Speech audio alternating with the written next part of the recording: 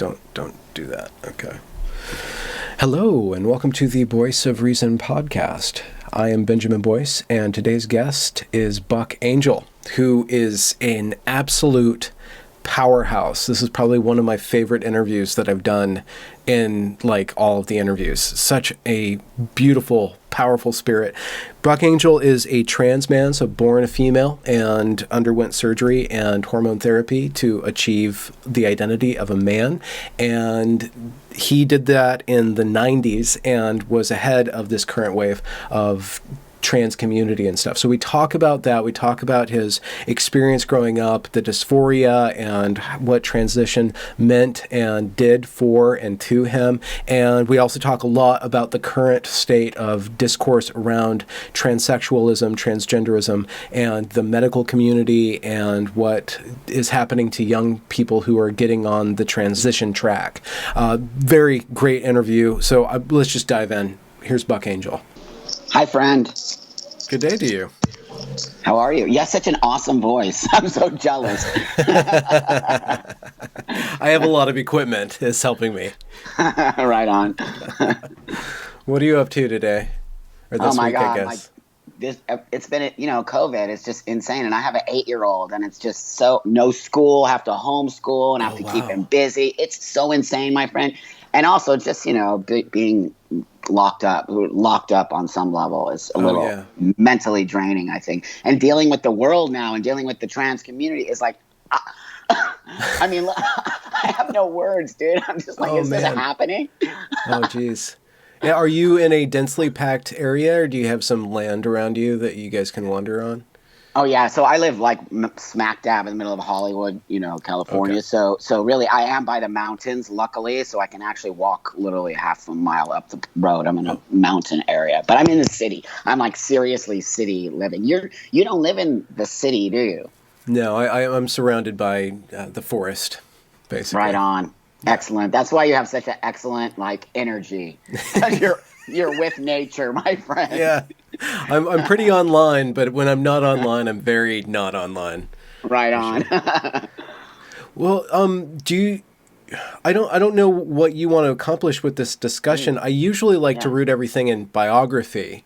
I don't know if you're tired of talking about your life, but that's kind of where I like to begin things, and then we can talk about how that informs your views on what's going on, specifically with the transgenderism, transsexualism, and how that's unfolded over the years. When did you first transition, or when did you... So, I'm an old guy. I'm 58, actually, at 58 years old, and I transitioned 25 years ago. So, a long time ago. Mid-90s. And in here in Los Angeles, and no, I was literally an experiment, like 100% an experiment. Neither of my doctors had ever worked with a transsexual man. The first one, my hormone doctor, my endocrinologist, only worked with transgender women. So for 30 years, he had a practice for trans. So I was his first transsexual man, and he was like, he goes to me, I'm not really sure how to do this. Oh, wow. And he said, you're going to be my guinea pig. He actually said that. Okay. And what was your feeling towards that specifically, like being on the cutting edge? Scared to death, but honestly, it was either that or death. So really? I had already attempted suicide twice. I was a raging alcoholic drug addict. I was on death's doorstep for sure. Yeah. Okay.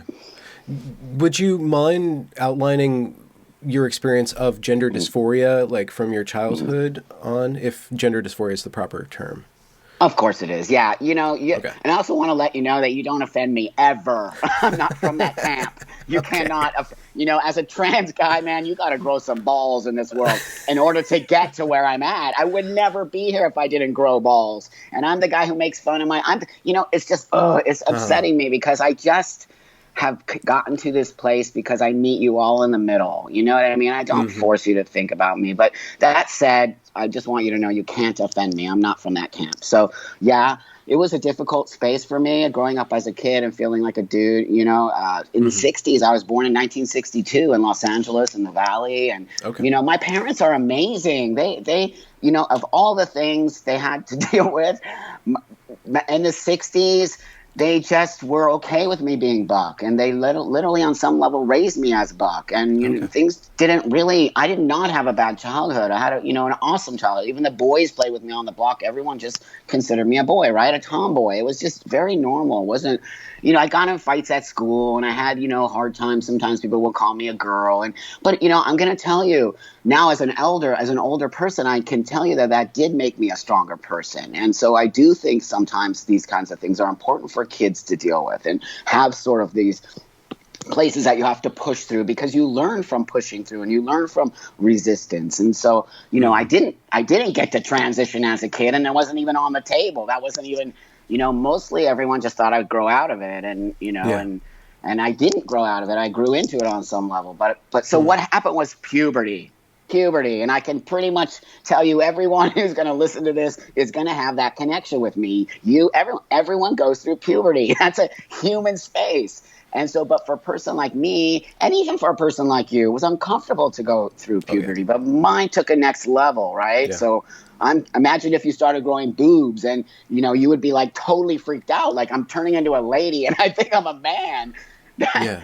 That messed with my brain. And so that's when alcohol came into the picture, cutting. I was a cutter. I used to take razor blades and cut my face, my arms, everything, and hide that from my parents. And I just was in a really a downward spiral. And I didn't pop out of it until my late 20s, 30s, until I started getting therapy and really but pretty much from the time of 16 all the way into my 20s, I was an alcoholic, drug addict, running around the world, acting like an insane person, But I have a story, man. It's insane, yeah. And here I stand today because I got to be the person I always wanted to be. And 100% I have gender dysphoria, but today I don't. I no longer have gender dysphoria. I actually fixed the problem.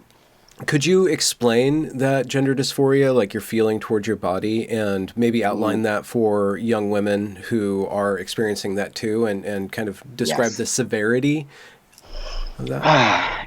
Puberty. I'm going to come back to puberty. All these young people are going through puberty right now, but they have the internet, right? I didn't have that. So for me, it was a total disconnect. 100% disconnect, because all this time I was like living as a boy, and then all of a sudden, just what is happening? Boobs start growing, you start to feel different. Yeah. Boys start to feel that difference from you too, and the boys started moving away from me. Okay. And that's why I'm telling you, biology is real. I mean, I don't need to tell you, but it's real. I know, I lived it. I watched the boys move away from me. I watched how, like, I'm supposed to act this way, they're supposed to act that way, and it's actually a feeling inside. And I know that the boys started to see me as a girl, and that really was very detrimental and for my mental health as well, because I didn't feel connected to the girls, and so I became a lonely child on some level. Yeah. By not being connected to the girls, does that encapsulate your attraction to women or your attraction to men? So again, that's a whole other space. Our sexual space is not the same as our gendered space. And so for me, I always was attracted to girls. Even at that age, when I started going through puberty, I was totally attracted to women. I didn't even think about guys that way. I was always thinking about girls. So on some level, I was a straight kid, and I was just looking at girls I felt like a boy looking at a girl. But that was a whole other level, because then I was like really a lesbian, right? Yeah. So it's getting piled on top. So I really was a lesbian on some level. I really was attracted to girls, but I felt like a boy. Now, here's the situation today. All of these young girls are, I'm trans. What does that even mean? I never said I was trans. I didn't have that language. It's a language that's being given to them to say they are something, where I just felt this way from the get. Now, I'm not going to tell you, I'm not a doctor, I'm not anything. I only have my own experience to say the things that I say here. And that said, it's my opinion that we are on some level indoctrinating when you put language that people can take and say, oh, of course, everyone feels some way when they're growing up, or some different. Gender is a real thing that happens to kids, and sexuality. And so, yeah, when you give kids this language, I'm trans, they're immediately going to grab onto that, and that's what they think they're going to be, when they might necessarily not be that. Yeah, yeah. So I just think it's kind of interesting that you say you were disconnected from women, but you were also attracted to them. Yeah. That's always kind of an interesting aspect of desire, that we desire what we're different from in a way. Yes, in a way, I think so. And honestly, I just felt like a boy. And my thought vision, which I saw, was a man is with a woman. So I didn't even know about homosexuality so much back in the 60s and 70s, right? We didn't really talk about that. Was like off the table. Can you imagine being trans? Gay was off the table. Trans is like, what is this? Yeah. And with regards to you being unique to your doctors, did you have a community that kind of understood your position within the trans community, or there was no trans community? Okay, so you didn't have access to trans women or no. No, I mean, the access I had was my trans women friends who I met in party streets. The trans women were always around, but they sort of molded into the drag queen culture and the gay culture. And so there was back and forth of that. But I knew trans women, but it wasn't something that I connected in my brain, if that makes sense. I didn't realize I could also do that, because none of my therapists, anybody I went to, everyone just said I was a very male-identified female. Now, the reason I don't necessarily like to tell that story is because today we're in this idea that you can't be a gay, girl at 16, and like you must be trans. So that was happening to me back in that day. They were saying the opposite. They were saying, you're not really a boy, you're a gay woman. Where that had nothing to do with my sexuality. It had 100% to do with my gender, but we didn't have the tools back in the day. But I do see us talking more about kids being, or youngsters, or 16, 17-year-olds being trans as opposed to being gay. And I don't see the gay on the table anymore. I don't see us talking about maybe they're a gay woman, which they possibly could be. And that's upsetting to me, that we've literally taken the homosexual language off the table, and now everything is about trans, and that's just not true. Yeah. So what steps did you take internally to kind of get out of that disassociation you were using alcohol with? Like, what was the steps of you figuring that out and confronting yourself and figuring out how to integrate yourself? Very difficult. I became homeless. So I basically was a fashion model, and I traveled Europe as a model, and I was like one of the very first androgynous female models at that time. And so I couldn't handle it, though. And I was having opportunities. They were like literally wanted to make me into a huge like supermodel. And here I am like, I actually hate this. Where's the cocaine? Where's the alcohol? Like, we're feeding you.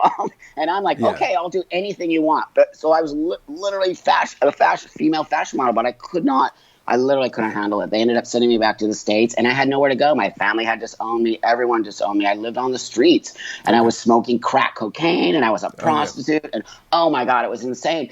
I got out of it because I almost got killed, and I just knew, if I said to God, I literally looked to God and I said, help, I'm going to die. And it was like, I knew I needed to get sober, and sobriety was my sort of awakening to know that I could, on some level, through a therapist, fix this problem.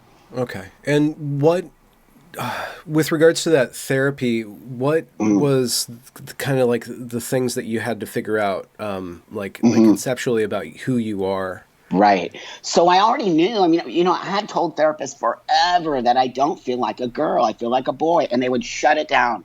Down. You're a gay woman. You're just very masculine. This therapist said to me, I believe you, Buck. And it was like I could cry talking about it, because she saved my life.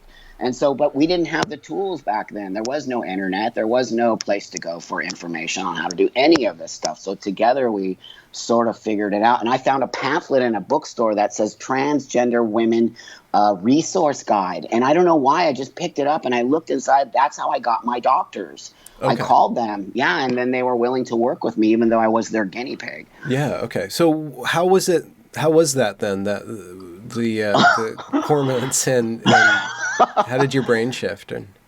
Dude, like, it's so crazy. You actually shift your thought process. I did. I have, and on some levels, I can tell you that emotionally, I'm less sensitive. And I don't, people can get upset at these things, but I need to remind people this is my story and what happened to me. Yeah. But I did feel a totally different level of the way I feel sensitively towards life or things, and I felt this sort of like thing come down on me where I felt more positive, and I felt more strength in my ability to walk the world. And I always wore a baseball cap when I was that way. And I always wore it down over my eyes, and the baseball cap come off, and my eyes opened, and I saw the world, and it was game changing for me. And even after that one testosterone shot, which was about that much, it mentally shifted me, and I just knew I was on the right track. I don't know how, but I knew it.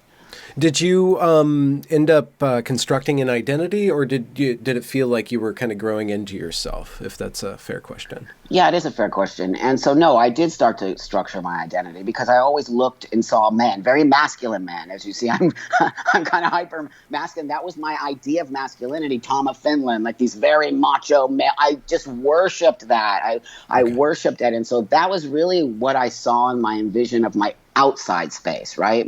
Because for me, it wasn't necessarily my brain that I felt I needed to work on. I felt like I needed to work on what you saw, which is this physical vision. And so I never even thought about my brain until later on in life. And I never thought, well, what does a man think like? What does a woman think? I never thought that. I thought, I need you, my friend, to see me like this. And that fixed so much for me.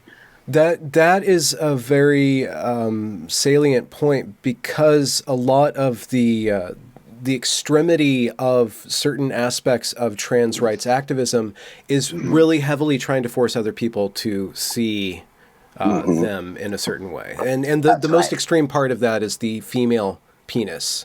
That's where we are right now. So how do we navigate that? What was the, I guess, you kind of, what's the word?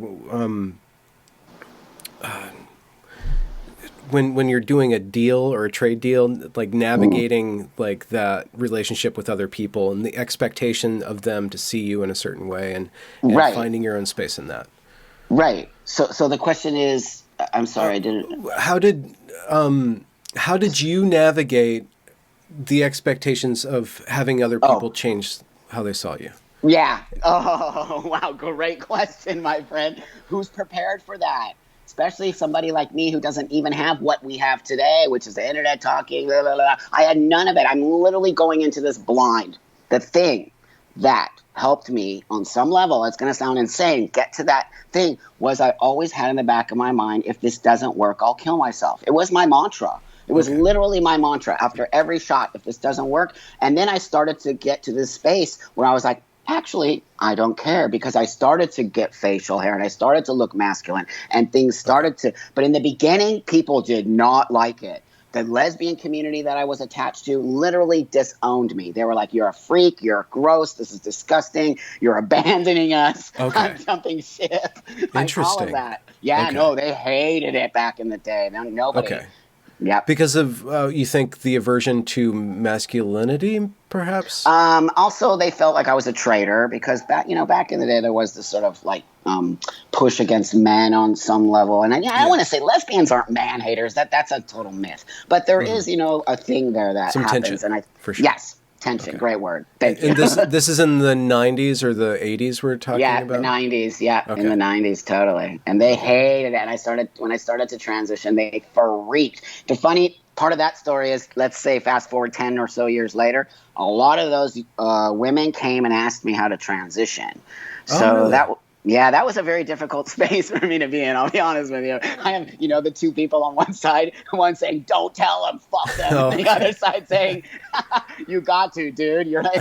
It's your space now. Okay. And how do we maintain kind of, I guess, guardrails then from your point of view so that we catch, we prevent detransition and we prevent the unnecessary body modification for people who don't actually... I know, it's such a shame. The detransitioners are really that, I hate to say this, but they're going to actually be a part of creating a better space for transition. And on some level, I think they are guinea pigs. Okay. And it really upsets me and makes me want to cry, because I just can't imagine that happening to me. I've never even thought, it's never even been that much of a thought on my mind. So I'm like, wait a minute. This is why me and you are connecting, and I'm connecting there, because we need to have this conversation. So how do we stop this from happening? Well, we're talking about it. And I'm going to tell you, there's this part of, and I'm not going to say my community or that, there's a part of the trans community, that does not want us to talk about this, does not want it to be seen, wants to hide it under the rug. And that's upsetting to me, because I don't understand why we would want to hide something that can actually help us be better in the future of transitioning, for the future of us, so we don't let this happen to youngsters. Why is this happening today? Because kids are being indoctrinated into this thought process through the internet, through, yay, trans is fun and happy. I would never want anybody to be trans. That's the last thing I would want a child to have to deal with, or a parent, or anybody. It's a nightmare. It's not a game. So detransition on some level is going to help us, but at the same time, like, how do we stop these kids from taking such drastic measures, removing your breasts, seriously, because you at 16, because you think you're trans without any mental health care. Okay. I mean, wow, that in itself is actually so dangerous and irresponsible of our community. Yeah. How do you think that the detransitioners will help transition? So what we'll do is and it's horrible that I'm going to kind of say this, but I really think using them and listening to them and understanding why did they do this, and all of a sudden what, because like I said again, I've never had, most of the guys like me, my friends, we've all done what I've done, and that's where we stand. We just wanted to be dudes. We went into the world. We had a sex change on some level. And so that's where we're at. So I've never had that. So I'm interested in this. Why would you ever look back if you actually made the right choice? It means you didn't make the right choice. And where in that space did you not make the right choice? Because I didn't. I made the right choice along the way. And so I look back at that and I say, I'm watching these detransitioners. I have so many detransitioner friends now. They really speak and talk to me because I care about them. And they say, well, the number one thing that was missing was mental health. Nobody told them not to do it. Nobody. I'm like, wow. I mean, I'm actually kind of, that's the missing link. That's the missing link. Yeah. And why do you think, or what is your supposition of why certain parts of the trans community don't want that discussion to be had? Do you have any guesses as to why? Yeah, I do. Because it makes us look bad. And then people will start to question transitioning, and people will start to, which I want them to do. Don't you want people to question transitioning? This is not, I'm gay and tomorrow I'm bisexual, and that's a whole other space. This is, I'm going to cut my breasts off, and then what's going to happen to me next? And hysterectomy at 17 and 18. Come on, man. Like, let's just be real about this. And people hate me. People hate me in my community because I have these conversations. Because if we don't have, to me, if we don't have them, it's not caring about the community. It's like saying we have a dirty little secret and we're not going to talk about this. And who cares? Collateral damage. Detransitioners are collateral damage. There's a theme that's arising of you being in a group and then not in a group anymore. It's so good. I fucking live for this stuff. Okay, what's up with that? Hell if I know, dude. Everybody always has an opinion about me forever, dude. Since I started my work, everyone, this community has been after me for years because I've just been me. And I just say and I do things, and I created sex toys, and I create, this and that, and I talk about my body, and I'm very comfortable with who I am. And, sometimes people don't like success. So I don't really know what camp I'm in today or where I stand. I'm pretty straightforward in my thoughts. I think so. I hope that you understand that, or if you've read my stuff. I'm pretty straightforward. I never veer. I've always been on that track. I've always said, this is this. I'm a transsexual. I don't know what's going on here, what you people are doing over there on TikTok with blue hair, and like now you're trans. Like, this is not where I come from. That's a whole other weird space of stuff. Okay. So what do you think is your work right now then? Yeah, I really do feel I've actually pulled out of activism because that's not real. Activism where I come from, again, 58, I grew up in the AIDS epidemic. All my friends died of AIDS. I was with ACT UP, Queer Nation. I've been an activist in the LGBT community for 30 plus years. I have, my heart is in activism. That said, today activism is not activism. It's something else. It's fascist, weird stuff where if you don't believe this, that's not activism. Activism is creating bridges. So today, in a space, I'm a bridge builder. That's really what I tell people. I'm a human rights activist. I'm a bridge builder. I don't want you to force myself on you. If you don't like the way I am, good for you. Right on, my friend. I'll just go that way, you go that way. That's how you make the world a better space. So I have to teach my community and the ones who listen to me that we need to reach out to these people. Don't roll over J.K. Rowling because she said she did not say anything transphobic. Nothing. She said, I have feelings. And these are the things I just cannot be a part of a group of people who don't listen, who are angry, who are mean. If you don't take on this thought process, that's not trans. That is not. That is something else. And so today I speak out against these people who are on some level destroying a community I was part of building. Okay. There seems to be, from your perspective and other perspectives that I've listened to, kind of a tradition within the gay community of activism. Do you think that that's something that tied that community together, and if and how that's changed over time with the successive progress through that activism, and how that has changed the community? Well, it's divided our community for sure. Somehow the T has just overpowered the LGB, and I don't know how that's happened. I mean, I have thoughts, but I'll sound like a crazy person if I tell you, but I'm not going to go there. That said, how did the T get so powerful? So the activism today isn't the same. I feel the T is overpowering the voices of the other, and actually sort of on some level being very, very disrespectful. Very disrespectful in language and thought and feelings and listening to the other pieces of the puzzle.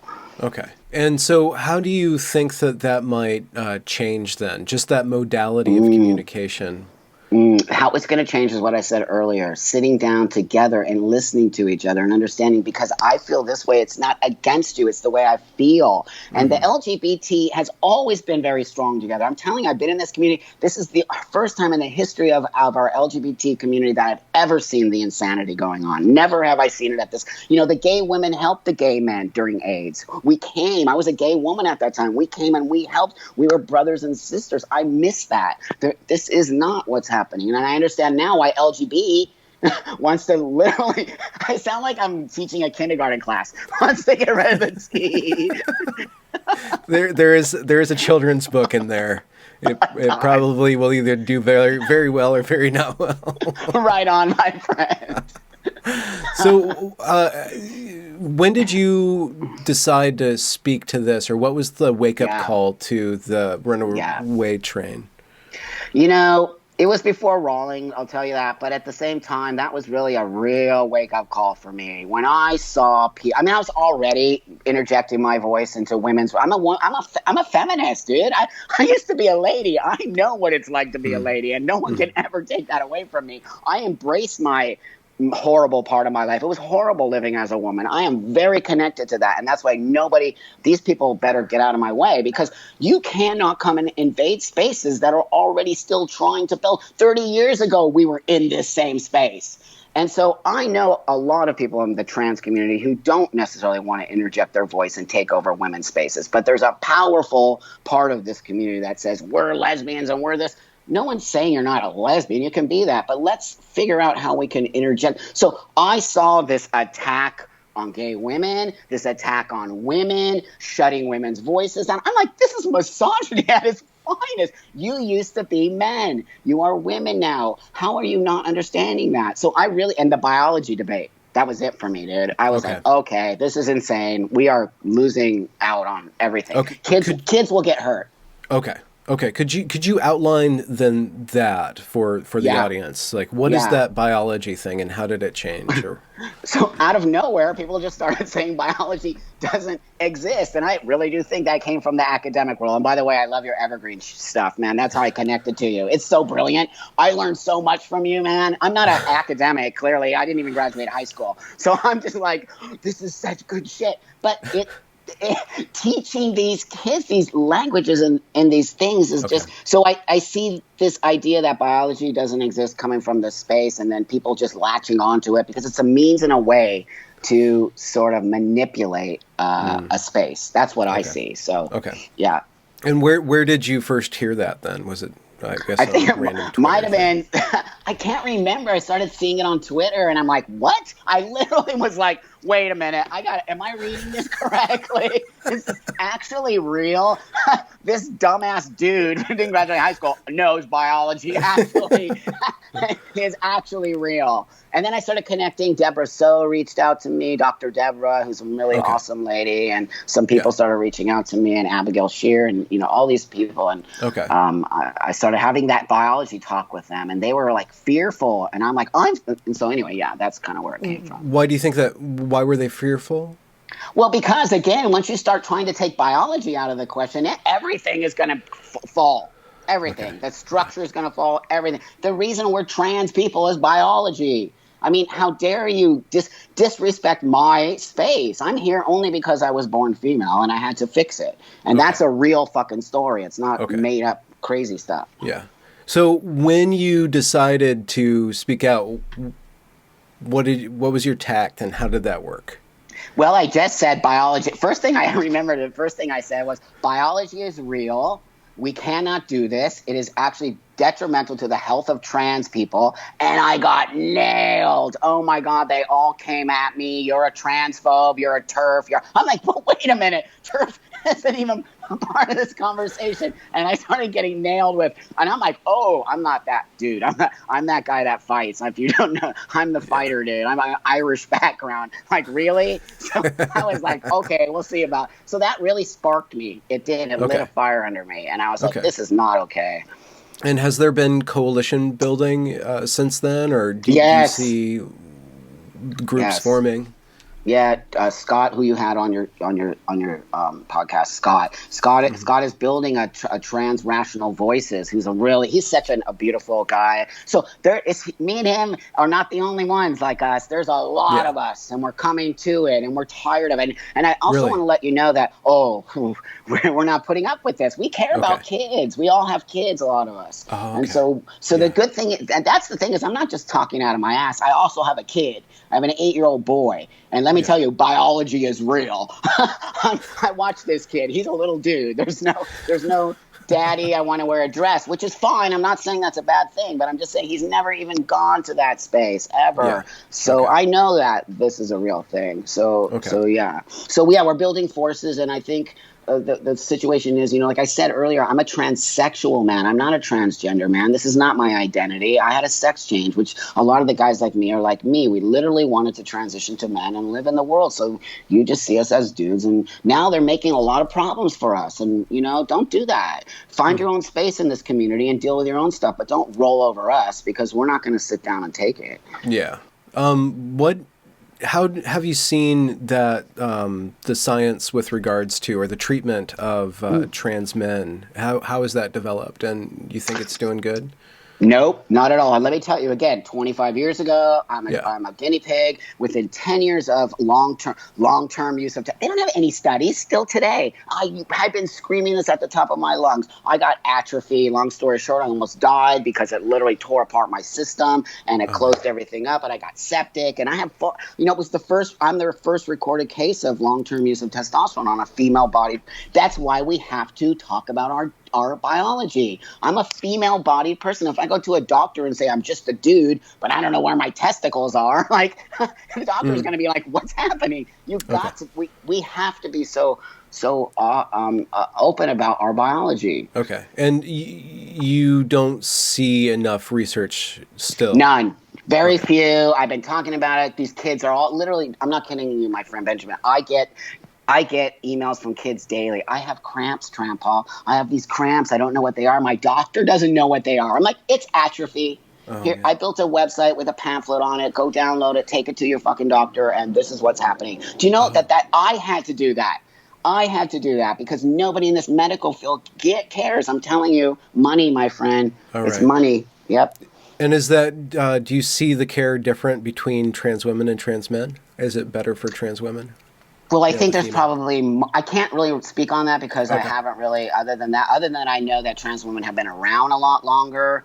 But I think we are at the, us trans people are the ones who need to change the system. And we will not change the system the way we're doing it now. And we need to talk to doctors and we need to let them have understanding of what's going on. And we're not doing that because there's this mantra in the community that we don't need to educate you. You need to educate yourself, which is the most ridiculous thing I've ever heard.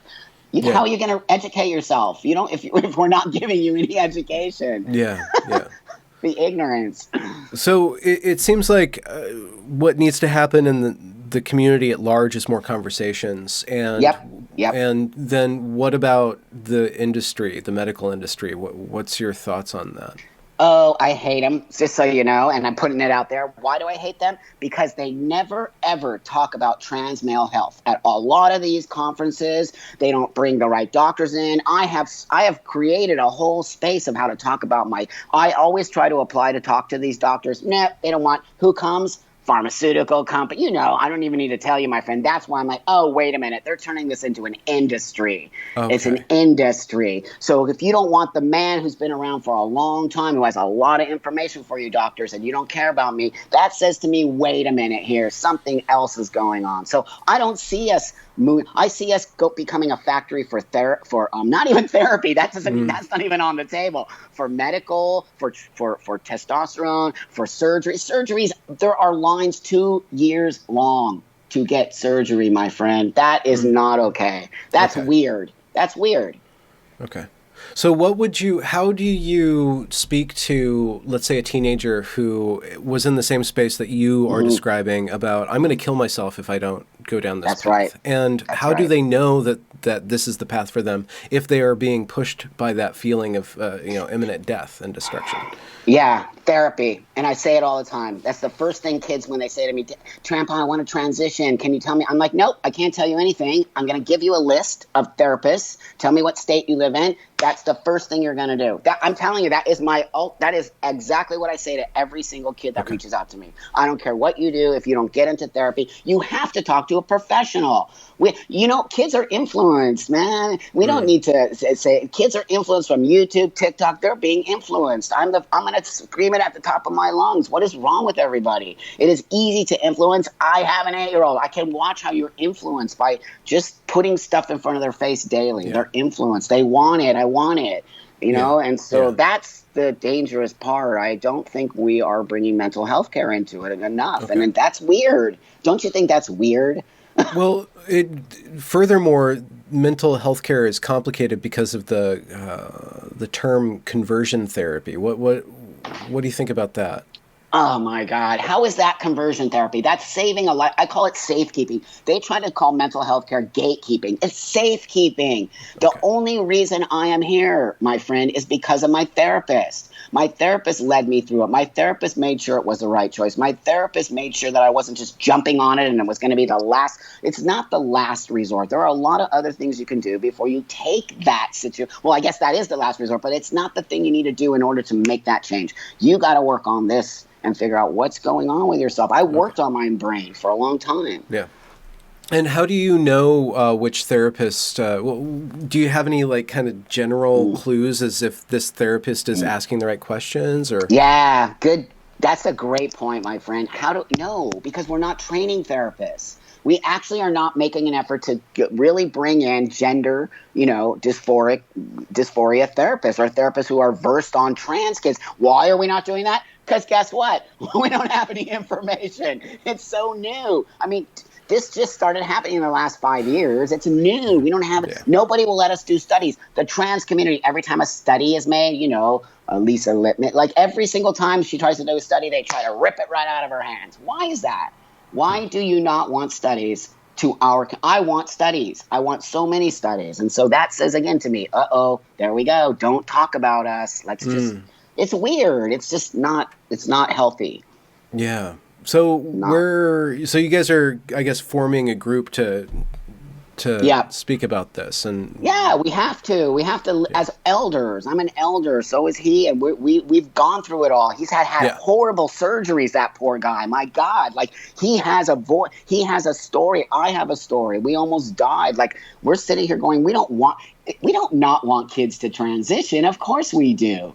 But we want you to make sure that you are safe and that you get into the same space we are in, which we are such powerhouses in the world. I have nothing to complain about, my friend. I have an amazing life because I live the life I've always wanted. Are these kids doing the same? Are they just seeing that something could, help them if they take their boobs off? They're not understanding the depth of it.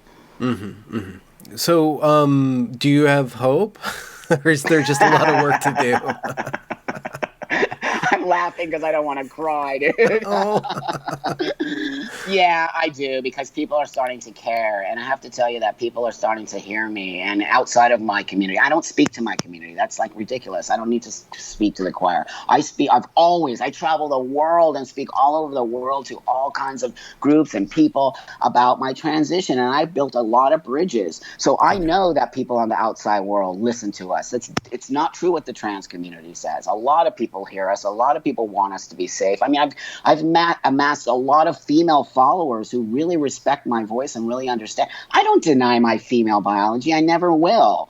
And that's what we need to understand as trans people. Once we start denying our biology, we start denying why we are here, we are not making a bridge, and we are not letting people understand our pain and why we need to do this. And that is really where I see the next level is I think people are going to start to understand we need to stop what's happening and we need to stop transitioning kids at such an early age. Okay. And you don't think that it's a contradiction between what you call safekeeping and, I guess, transphobia? You don't see that there's competing values there? Well, How is there? Yeah. Because I believe that mental health care is not. Are you saying that mental health care is transphobic? Well, that's the question, because that is kind of the accusation that's being made about this is transphobic. If you don't follow, this is transphobic. So, but dude, everything is transphobic, so it doesn't really matter. Today, anything you do is transphobic. I'm even a transphobe. Did you know that? I'm a transphobe and a TERF and all that nonsense. Don't even take that doesn't count anymore. Just so you know, that word has zero weight to it, zero, because everything is transphobic. And I warn those guys, stop calling everything transphobic, because now you've cried wolf too many times and people don't give a shit anymore. So is there actual transphobia, and how have you dealt with that? Okay. Yes, 100% there is. I had when I started in the adult entertainment world, I had tons of transphobia. Are you kidding me? People hated me. People wanted to kill me. I have stacks upon stacks of emails. I'm going to kill you. You're the freak. I mean, God, dude, people just went nuts on me on so yeah, of course there's transphobia. There still is today. People who don't want to hear us, people who say that's weird and God didn't make you that way. That, on some level, is transphobia. And how have you dealt with that? What's your recommendation? I laugh. I'm that guy. I'm so confident. I'm so confident. It's kind of weird, to be honest with you. The man with the vagina is so confident, but it's because I really attribute it to laughing at myself, because it is kind of funny, a man with a vagina running around the world. And I really listen to people. I listen to feelings. I listen to why people wouldn't want to, accept me. There's a lot of people who don't accept me, and that's okay. It doesn't mean anything. You got to find your space in the world. It's like, you think everyone likes you, then that's a narcissistic point of view. Like, no way. Huh. No way will everybody like me, man. No way. No way will everybody like you. And no way will everybody like anybody in this world. Yeah. Yeah. So it seems like there's just very basic things that need to happen: conversation, humility, curiosity. And I guess building bridges, I think, is something that you put in there that is very core to positive as opposed to destructive activism. Thank you, my friend. I really appreciate you saying that. It means so much to me. I don't care if you like what I did. I don't care if you accept me as a man. It doesn't matter. If you want to call me a lady, you go right ahead. It means nothing to me. This is where I want us to be. We cannot be so sensitive in the trans community that we have become a cult-like space where we're just, you have to accept us, and if you don't. And if you look, it's mostly trans women, and I'm actually really shocked at that. I really am, because the trans women I know are not that way. They've never been that way. They understand, and to be honest with you, I do think it's a harder space to walk in as a trans woman than a trans man. It's a whole other space. It's different. You seem to be more visible on some level, right? And what I mean by that is appearance. Yeah. So it's definitely a much more difficult medical transition on some level than it is for a trans man. But that said, again, these women are also socialized as men, so they also come to a space where there's layers there. But if we don't have conversation is everything, dialogue, understanding our feelings. When they went over JK with a roller, like they literally stomped her, and half of my friends were on board with it. I was shocked. I was like, wait a minute, did any of you people read what she wrote? She said, I have trans friends. Yeah, yeah. What more can she say? So I'm like, no, we're not listening. We are not listening. It's basically you are with us or you're not. And that's a whole something else. I don't know what that is. And you're not on board with that? Nope, not at all. Nope. And why you don't not? have to agree with me. Why not? Because that's not the real world. Again, I'm going to go back to I'm very successful. I'm successful in my businesses, my life. People have not liked me forever. I stood alone in this world for a long time. This trans community thing is new. In the last 15 or so years, I stood alone in the world, walked the world naked. You can see naked pictures of me everywhere. And I stood my ground. And that's what I'm saying. So don't tell me I don't know. I did it without any of that community. And today, people respect my voice. So yeah, we don't have to steamroll people, and we have to realize that the reality is people aren't going to like us, and so what? Okay. All right. So what's next then? Yeah, I think what's next is that I keep speaking out, and that I keep getting asked to speak on shows like yours, and that I keep saying that I want to build a bridge, and I keep saying that that's not the community I come from, and I keep speaking my truth, because I don't want to be a part of that. And I think somehow we need to start. It's my responsibility, my friend, as an elder and as a person who cares about the future of this community. It is my responsibility, and that's what I saw. I got to step up, or I feel like I'm not doing what I should be doing. And have you? I guess you mentioned that kids are emailing you. So have you been attracting? Yes, people to help. Yeah. Oh, yeah. And then women, every day, my friend, every day, women just send me thank yous. It's really, they're like, we're so scared for our space. We really appreciate your voice. And I'm like, wow, like, you don't have to do that. I'm doing this because I want to do it, and not because I feel on any level like I'm pushed into it. But, I just really want people to understand not all trans people are like that. They're just not. And that's the face of trans now, and that scares me. Okay. I don't want parents to think, oh, my God, is my child going to grow up to be like that? Because they are. I want parents to see me and Scott and other people who are really grounded around our stuff. Just to unpack that a little bit, were you saying that the behavior of the trans rights community is now attaching itself to transness, and so parents and the community at large are seeing, oh no, like if my kid is trans, that means they're going to control everything I say and steamroll their children. And steamroll my parents. Oh my God, parents too. Parents write me daily. Oh my God, my kid thinks they're trans. They never felt trans before. All of a sudden, I'm like, it's TikTok. It's YouTube. I totally tell them that. I'm like, try to get them off the internet for a little while and get them back into actual socializing. And, I don't care what anybody says. I'm telling you, it's influence. There is no other way this is happening other than influenced by media and other things. Kids, when I was a young kid, punk rock, I was a punk rocker, dude, because I needed to find that space that I felt uncomfortable in. Of course, these kids are all going through puberty. They feel uncomfortable. They're looking for a space to be in. And trans is now an identity. Where I come from, it was not an identity. It was a means and a way to actually make myself be a man and fit into the world. It's not an identity. I'm not a trans person. Okay. You are a man, then. I guess you're yourself, and then there's the way that people see you. I'm a transsexual man, 100%, but I live my life as a man. So when my IDs are male, everything, I walk the world, wherever I go, I'm a man. It's not, my ID doesn't say transgender. And when you were going through the process of becoming a man through medical means, was there a moment where you stopped thinking about that? Was there a moment where it was behind you, that I guess the dysphoria? And what was that like?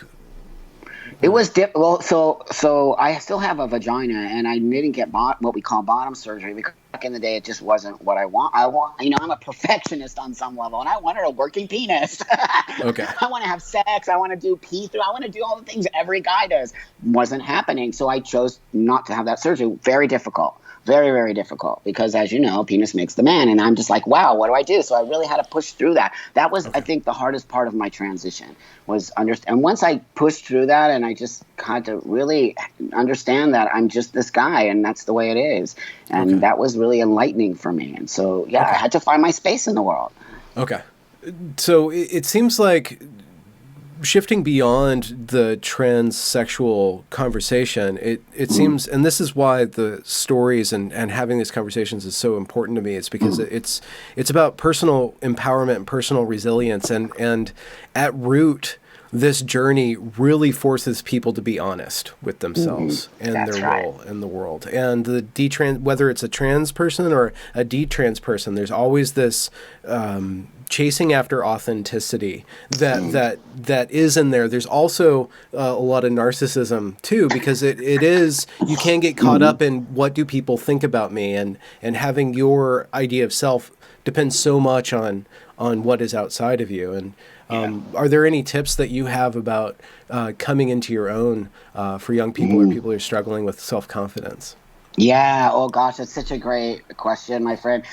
Self-confidence comes from, really, it sounds so cheesy, self-love. And it really does. It comes from finally understanding you don't have to worry what people think about you. I'm not going to lie, it's not an easy space to get to. And you got to be willing to do the work. But that work entails you knowing what you want. What do I want? I want to grow a beard. I want to look like a man. I want to have tattoos. I actually sculpted the body in the space I wanted to be in without worrying what other people think. You think people hate, my parents hate the way I look. They're just like, you look like a crazy dude out of prison. I'm like, awesome. No, I'm just kidding. And they're like, so you know what I mean? You're not going to, so kids out there, people who are looking for a space to get to that confidence level, you got to know what that means to you. I can't answer that. What does that mean, confidence to you? How do you? So I found it because I built the space I needed to be in and how I walk the world, and people see me how I always wanted them to see me. Okay. This might be too personal to ask, but were you able to kind of make amends with your family? And oh yeah, dude. Yeah. I have the most. I mean, really, I have the most amazing. They disowned me back in the day, which I don't blame them. Of course, they had to. I was a mess. Okay, so they didn't disown you because of your gender or the problems on that. It was something else then. Alcohol, drugs, just lost, not knowing how to do things. And I didn't even know it was my gender. I had no idea. Yeah. So now I'm this man who walks the world. My parents are very proud of me. They're just they said to me the other day, they said, wow, we thought either you were going to be dead or you were just going to be, doing nothing and homeless. And, because I didn't graduate school and I was very much that black sheep of the family. So today I have a beautiful, amazing relationship. And again, kids, I built that. I went to my parents. They didn't come to me. I went back to them, and I made an effort every day. I would show up, and they would call me she, and they would call me the girl name, and I'd be like, no, look at me, until finally I'm their son. So you got to participate in any relationship that you want. You got to participate. Yeah. That's kind of what I wanted to ask, because it seems like one aspect of the current within the trans community is that it's okay to just disown your family if they don't see you as who you are, and that can be really dangerous, because that's a way of a cult. That's one way that a cult works. So excellent. So I just want to ask, how did you get back into that relationship, and what did you have to change about yourself, and accepting yourself? How did accepting yourself empower your parents' acceptance of you? Because they see me as such a success. I mean, you know what I mean? They're like, I'm flying to Singapore tomorrow, Mom. She's like, wow. I'm like, I'm flying to Malaysia. I'm like, my parents are like, what? Who are you? But again, I show up. I make an effort. My parents don't. I'm their daughter. They lost their daughter. Yeah. That is not a joke. It makes me actually want to cry, because these kids don't understand. And I know I just want to shake them. Like, wake up. In 20 years, you're going to be so mad at yourself the way you are acting to your parents right now. They don't understand. You're their daughter. They're losing you. They don't have any information. They have people like me. I'm not a doctor. I don't know. I only know this. So you got to have compassion for your parents and your journey. And they're being taught to disconnect from their parents, what you said, and that is cult-like, and I hate it. Okay. This is pretty powerful language, you say, but the parents are watching their daughter die. And in a way, did you have to kind of help them through their mourning for that? And what was that like? It was difficult because I didn't know what to do. Now I'm older and I'm much more understanding of a lot of what's happening. But, this was 20 plus years ago. And so as I moved myself back in, and I didn't necessarily look so masculine, I little by little started looking more masculine. And that you could see the daughter change into the son, if that makes sense. You can literally watch somebody transition into that other person. And so as I'm transitioning into more masculinity, and my parents are, they're just like, what? They don't get it. My parents are 80. They're just like, what's happening here? And so eventually I just said, let's talk. And then they said, we feel really sad because we lost you as, Laura. And now, being Buck is this thing that we don't necessarily understand. And I'm like, I know. That's why I'm here. See, I'm going to cry because they literally connected to me and they said to me why they were sad. That's why I know they are losing their daughter. And they don't know what that means, a son. They don't understand what that means until you start participating. So kids out there, they're losing their daughter. Be compassionate for that. Okay. And how was that for you to hear that? And I can see that almost like an expectation for you to not transition and a resistance on you. And how did you separate maybe even feelings of anger for them not accepting from the compassion for them? Yeah, therapy. So as I was seeing my parents, and actually we went to a couple therapy sessions, but my dad's like super old school, like ex-football player, like that kind of dude, right? No feelings. Try getting him into therapy. that lasted 2 sessions. But that said, we went and, we talked about it. Again, even without a therapist, you got to have dialogue. You got to listen to people. You got to listen to feelings. You got to listen to why people are against us. You got to understand that they do. If someone doesn't have gender dysphoria, how do they even understand it? Especially parents. How do they understand it? You're not. I barely even understand my gender dysphoria. So how is a parent going to know this? And it's just such a difficult space we're in because we don't have a lot of dialogue with parents and we don't have a lot of information for parents. Can you imagine if your child today said to you, Mom or Dad, I'm trans? What do you do? Good luck. Yeah. I mean, that's part of the reason why I keep on asking for these interviews to figure this out, You're a hero for us, my friend. You really, we like you because you hear us and you're willing to spread the information. We don't want people to be fearful of transitioning your child. We want people to do it the right way. We want people to understand there are some kids who are that way and there's some kids who are latching onto a message or something because there's more internalized stuff that they're not dealing with. Okay. Yeah. So I just thank you for opening up to me. These are very sensitive issues, and you're being very vulnerable to really get into that. But that's the stuff that young people and parents really need to hear because we are dealing with death in a way. We're dealing with a transformation, and that really does include the loss of something. And navigating that loss we have to be honest about that. We can't rush that. Because that'll hobble the relationship and it'll hobble the individual that's going through that transformation if you can't be honest with what you're losing too.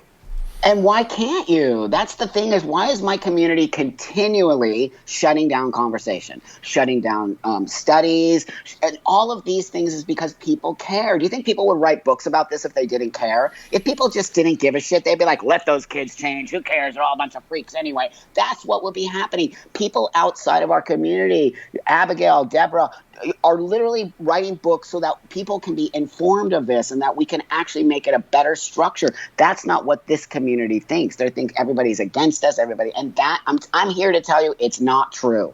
It is not true. Okay. So it seems that your stance is more healthy in the long run and will actually be better for your community and the community at large. But just to try to sum it up is that you're not at war.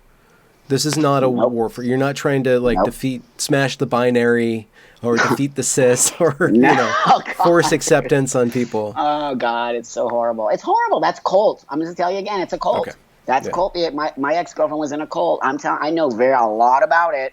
And so that's oh my God, dude, you know that. It's just so It's just there. And so, no, I'm not going to let it happen. I'm here to tell you that I'm not going to let that happen. I'll fight against it as much as possible. And I believe in dialogue and being on your show and letting me actually educate. I want to educate you so that you have the information to understand what does this all mean, because you're not being educated. You're just being shamed. You're just being scolded. You're just being called names. And that is weird and wrong. Yeah. Yeah. Well, so I guess it's time of COVID, so I want to know what you're up to, but what are you up to? Dude, it's I also have a cannabis. I am sober from drugs and alcohol, but I also use cannabis as a medication. And so I'm now in the cannabis business, and I created the first LGBT focused trans owned company. And so I just opened in Palm Springs. So that's keeping me really busy because I'm just really creating jobs. I only hire within my community, and I really try to make an effort to really give back to my community and create a space that we can, it's hard to get jobs. Trans people have a hard time, especially when you're in that transitional period or your ID says female, but you look like a man. These are things you would never even know that are really detrimental to also mental health. Yeah. Really, when you walk into a place and someone calls you she, it does hurt your feelings, even though you look like a she.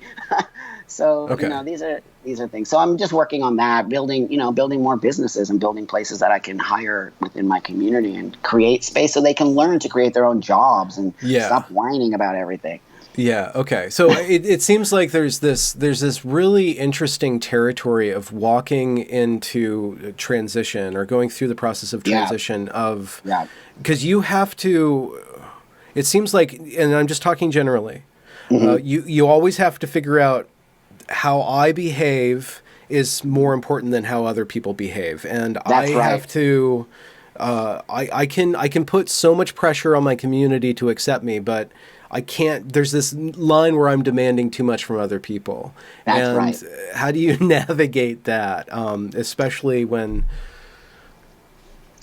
kids are being taught narcissism. They're being taught ego. They're being taught me. And it's all about me. And that is the most dangerous space you could ever be in, is me. And so I'm trying to teach you. Why? Because you only focus on you and you don't care about other things or how I am affecting other people. Why is it healthy to be aware of yourself beyond yourself? Because you have an effect on people. So if, let's say, I'm just running around saying, fuck you, I'm trans, if you don't like it, fuck off. How is that affecting other people? It's making people go, trans people are weird. But, so you're actually, and that's what's happening. That is exactly what's happening. They're like, if you don't accept me, you're a transphobe. That's like the mantra of the day. Like, no, that's not the way it works. What are you doing? What are you actually doing to make people be a transphobe to you? So it's a very difficult space to be in, inner depth, looking at what you do to participate in this particular situation. And that's a very a mature space to be in, and we're dealing with a lot of immaturity. And so how do we get people to be more mature, I think, is really the question, because we've become a bunch of little babies. And I don't come from that space, dude. I told you, I grew balls. I had to grow balls in order to walk the world. You got to have balls to walk this world. People will nail you every day. So that's real. I'm not talking about you get nailed, we all get nailed. It's just that. So you have to understand that. And we're teaching these kids that what we're teaching the youth today is that people aren't allowed to dislike you. People aren't allowed to have a different opinion. People aren't allowed to say whatever they say because it's hurting your feelings, or you're triggered, or you're all this really crazy language. What are we creating? A bunch of babies and a bunch of really self-entitled stuff. Yeah, and that goes way outside just the trans topic. It's the entire culture, from the top to the bottom. It's all a bunch of babies. Dude. Wow, you are so deep in it too. It's so awesome.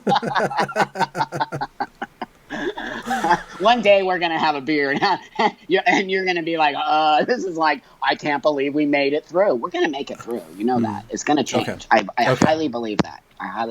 And on that note, what do you think is a way for it to change that is least destructive to everybody involved? What are some of the core principles? Oh, yeah. Great. Okay. Dialogue. I'm big on that. You got to talk to people with opposing opinions. I don't understand. I grew up like that. I just don't understand this idea that you can't have a conversation because somebody has a different thought process than you. It's how we get to the next level. It's how we've always got to the next level. I mean, don't they teach that in university? It doesn't seem like they do. I just think it's hilarious. I'm not sending my kid to university, I'm telling you. Well, I guess you're getting your practice at homeschooling right now, so you're just going to take it all the way to a master's degree. Seriously, a master's degree in trampa school. It's going to be different, let me tell you. So you gotta.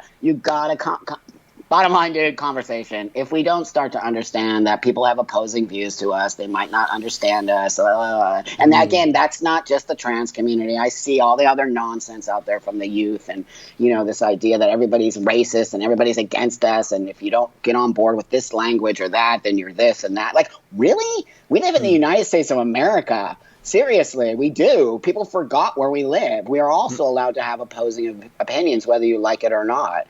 And we're allowed to have and vote for whoever we want. And we're allowed, just because you're a trans person doesn't mean you can't be a Republican. That's nonsense. I mean, I don't understand. I don't agree with that, but you can. And it doesn't mean you're not my friend.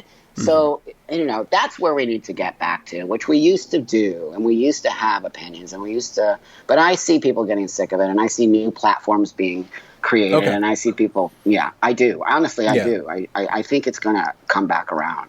So ultimately you trust in, I guess, the human spirit to adapt beyond it and get bored of cultiness. I do. There's no way that, we can't continue logically to let this happen. There's too much stuff being said that's so illogical and so out there that people are like, huh? They fucked up by bringing in biology. That, they could have maybe made this go a little further. But once they played the biology card, done. That was it. Everyone was over it at that point. So before that, the turfy stuff and changing language. I mean, I can't believe the corporations just all got on board with this nonsense. It's shocking. Honestly, as a trans person, I'm like, how did they do this? How did they twist the way people are so scared and they fire people at left and right because they said something that hurt a trans person's feelings? It's it's really, I don't know. It's shocking. But it's going to go away. What are some resources that you want to plug? So, number one, what I want to plug is ftmhealth.com. Okay. That is the number one website for any information, and I'm adding there daily. I have a bunch of kids helping me. What I did is I built it, and then what I got kids to do community, because I'm big on community service. I think it really helps people understand, being part of and participating and not just wanting, because, kids, everyone wants. This is the new generation. GoFundMe, PayPal, Venmo. Yeah. I'm like, really, dude?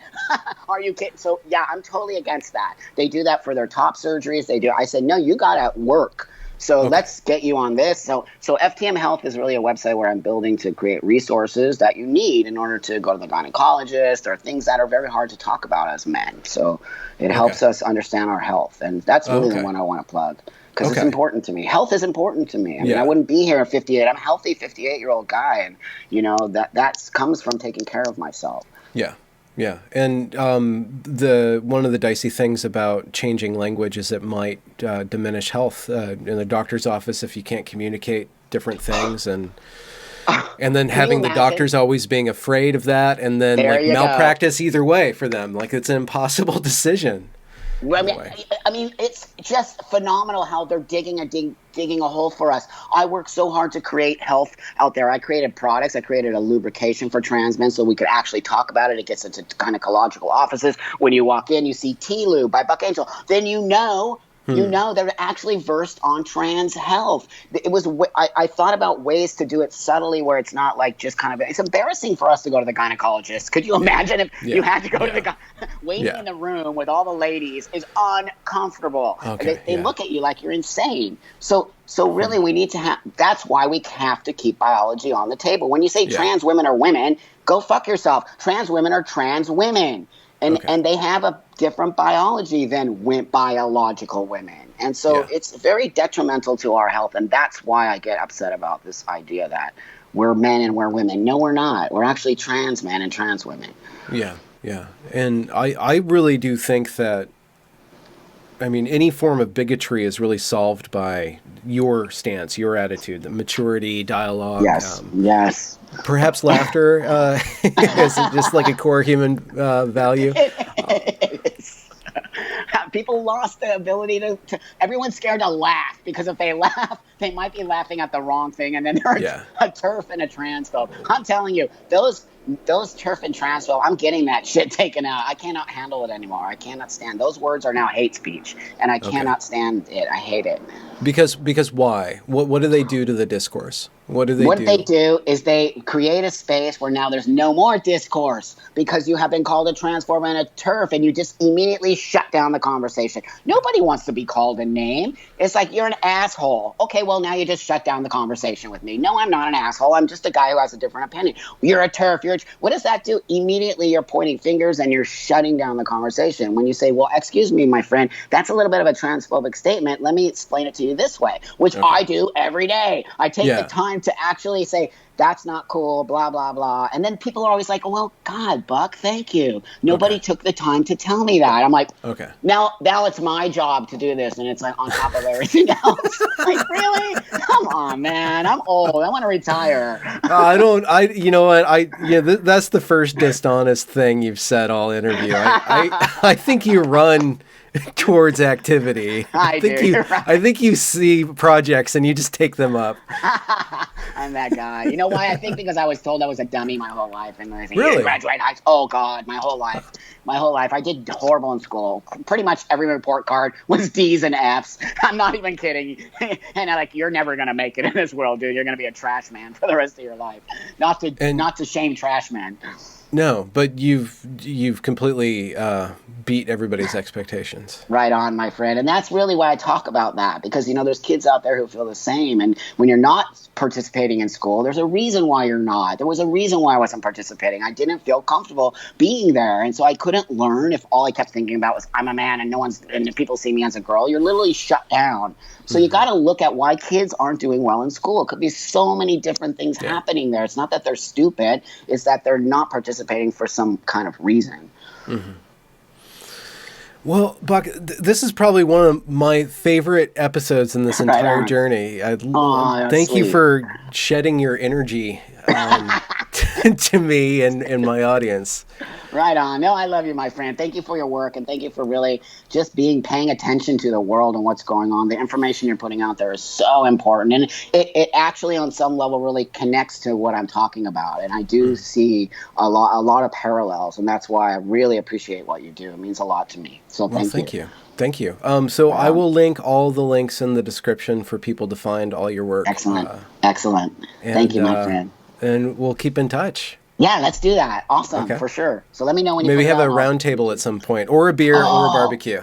Yeah, right on. Where do you live? I'm in Olympia. Oh, you're in Olympia. I'm sorry. Just kidding. Well, I'm outside of Olympia. I actually live in Just kidding. I'm messing with you. Okay. No, you're not wrong. Okay. Have a beautiful day, my friend, and we'll stay in touch. You too. Okay. Bye. Bye. Congratulations for reaching the end of the podcast. If you enjoyed this product, consider donating to this channel via paypal.me/Benjamin Boyce or joining me on Patreon. Also follow me on Twitter at Benjamin A. Boyce. Have a good night.